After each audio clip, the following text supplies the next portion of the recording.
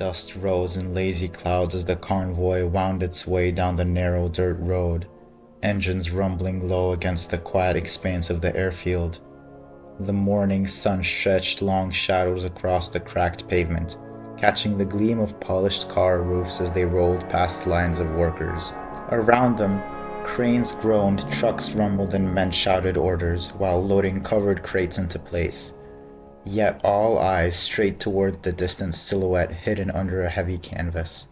Every movement bent toward it, as though the entire airfield orbited this mysterious behemoth. When the convoy halted at its feet, the structure towered above them. Hidden under enormous tarp, its sheer size swallowed the men and women below in shadow, forcing them to crane their necks in silent awe. From a modest tent nearby, a young man with crooked glasses hurried out, his voice eager and bright against the heavy silence. "Your Royal Highness, it's an honor to have you here. I can't tell you how much—" He was cut short by a gesture sharper than any word. The tall figure in emerald green lifted his hand with imperious ease, metals glistening and shining on his chest. His voice, sharp and stern, left no room for ceremony. "Enough! Benson, your message was urgent. What is it you wanted to show us?" Benson faltered, then forced a smile. With a sharp whistle, he summoned the workers gathered at the behemoth's base. A rope was tugged, and with a whisper like a curtain sweeping from the stage, the tarp collapsed to the ground.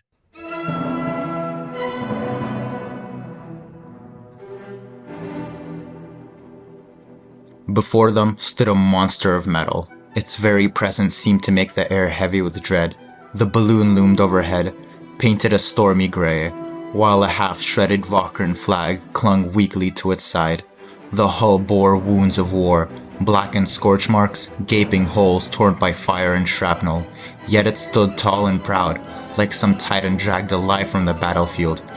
Engines jutted from its balloon like predatory fins, while cannons leveled their dark muzzles at the astonished crowd.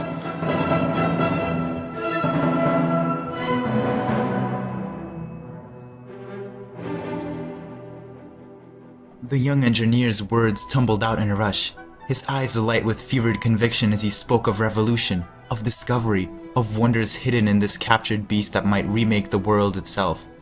His excitement painted visions of new horizons, of voyages yet unimagined, of technology breaking free of every boundary. His eyes gleamed as the people surrounding him listened in awe, already picturing their great nation's bright future and discoveries to come.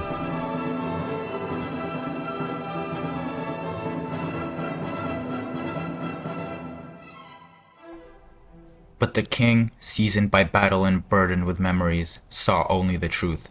His gaze lingered on the cannons, on the scars, on the tattered flag of a merciless foe. What the boy called innovation, he recognized for what it was, a weapon. Not a harbinger of peace, but of more graves.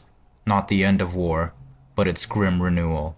In the silence that followed, the king's thoughts pressed down on him like the very shadow of the behemoth above. This was no marvel of progress, no promise of discovery. It was a doorway to a darker future. He could almost hear the echoes of battles yet to come, the cries of men swallowed by smoke and fire.